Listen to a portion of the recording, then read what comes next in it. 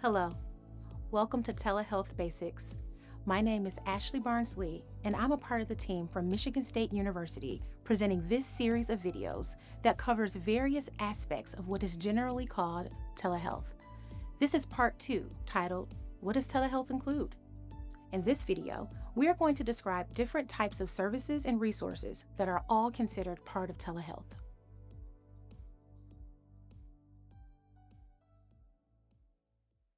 In this presentation, we will discuss the different components of telehealth. We will start with real-time interactions, which means they are happening at the same time. So whether it's by video or by phone, you're acting in real time with a healthcare provider. The second type is text-based or email interactions, where you might type in a message and sometimes later you'll get a response back.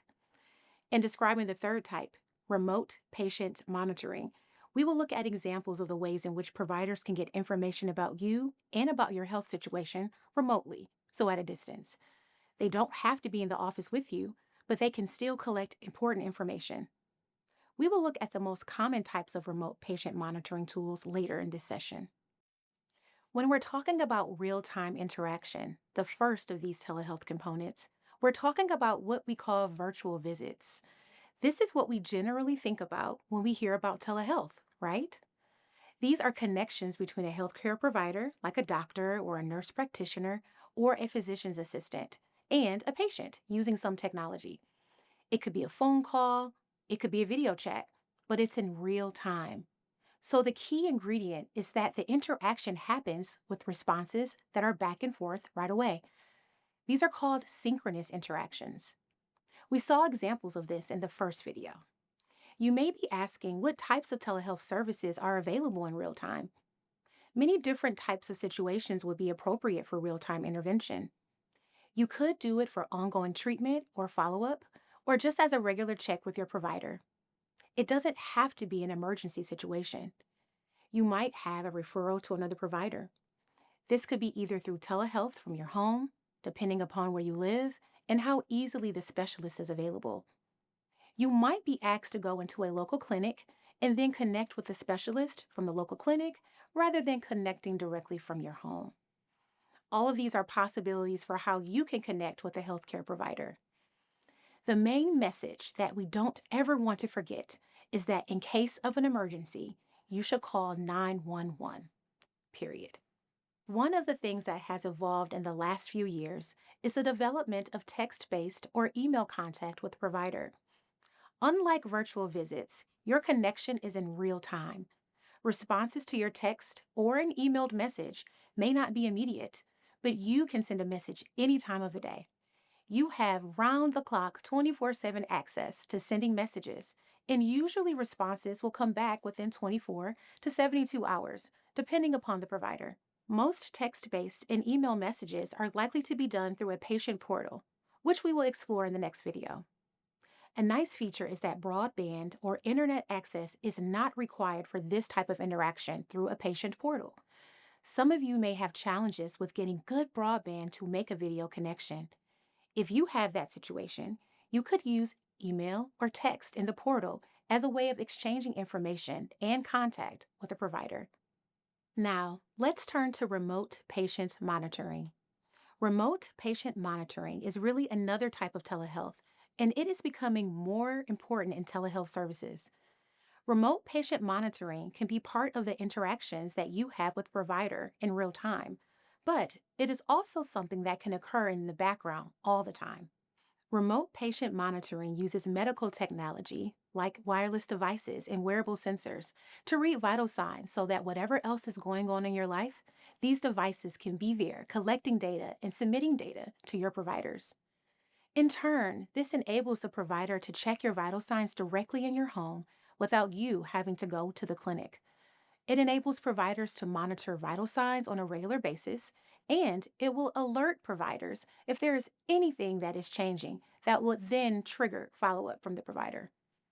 Let's look at how remote patient monitoring is used at a hospital in Holland, Michigan. This is only one type of telehealth, but the video provides a good example of how remote patient monitoring can be used.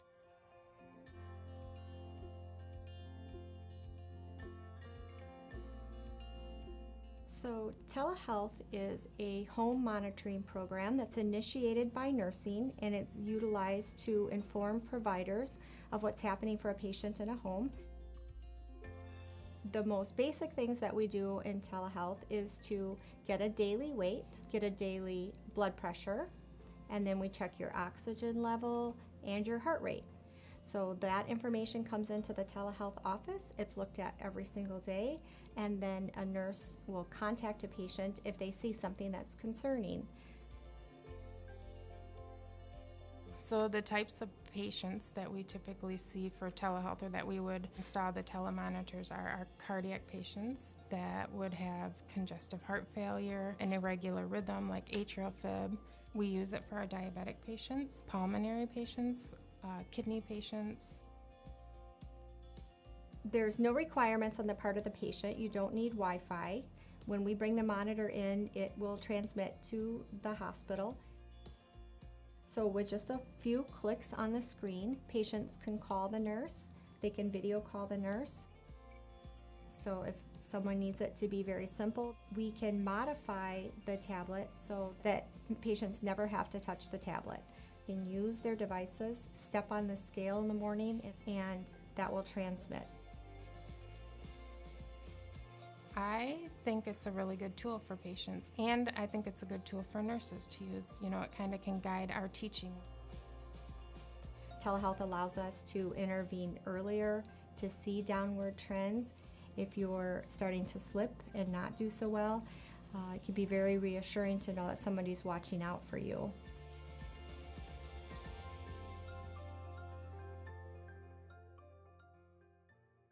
Let's look at some examples of remote patient monitoring. On your screen, now there are three different types of remote patient monitoring devices. Some of you may, in fact, have these devices in your home right now.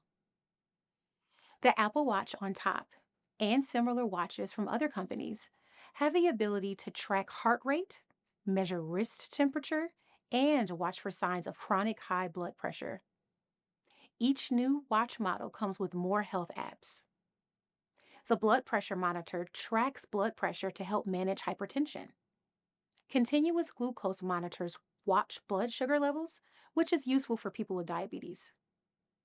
On this next slide, we have two more common remote patient monitors, or RPMs. Smart weight scales monitor weight and body composition. Finally, pulse oximeters measure oxygen saturation and pulse rate, the types of information needed for people with asthma or COPD. Let's examine a couple of other notes about remote patient monitoring. Just some things to keep in mind. As we saw in the video, some devices will send data to providers automatically. And that's the handiest RPM to a certain extent, for you at least as a patient. Because if you have a system like that in your home, once it's in your home, you don't have to worry about sending the information. It's all happening automatically.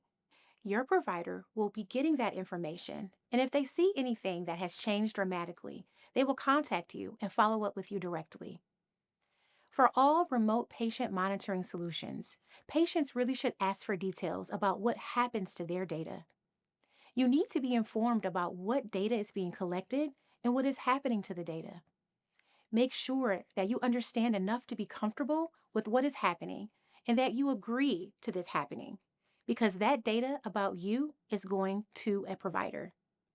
Ideally, providers will have appropriate agreements with the companies helping them and will practice cyber safety. This is something that we're all concerned about. You need to know what is going to happen to your health information. You trust your provider, and we need to make sure that the providers have appropriate agreements with the people that help them handle the data. One final note is that there may be a fee for remote patient monitoring devices.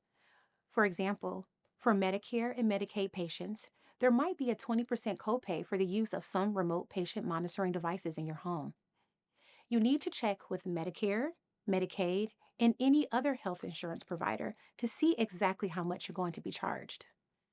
To sum up our key takeaways, telehealth includes many types of services, including real-time interactions with providers, texts or messages, and remote patient monitoring. It also includes patient portals. We'll cover portals in the next video. Okay, are you ready for the learning check to help see some of what you have already learned? You don't have to turn in your answer. Just think about it, and then we'll look at the next slide for the correct answer. Here we go. Which of these features may be used through telehealth? Real-time interaction with providers, text and emails, remote patient monitoring devices, all of the above. Based on what you saw in this video, what do you say? The correct answer is 4, all of the above. All of these features are available through telehealth. But the key point is that you do not have to use all of these features. You can choose what suits you. Thank you for watching. Be sure to comment to help us improve these videos.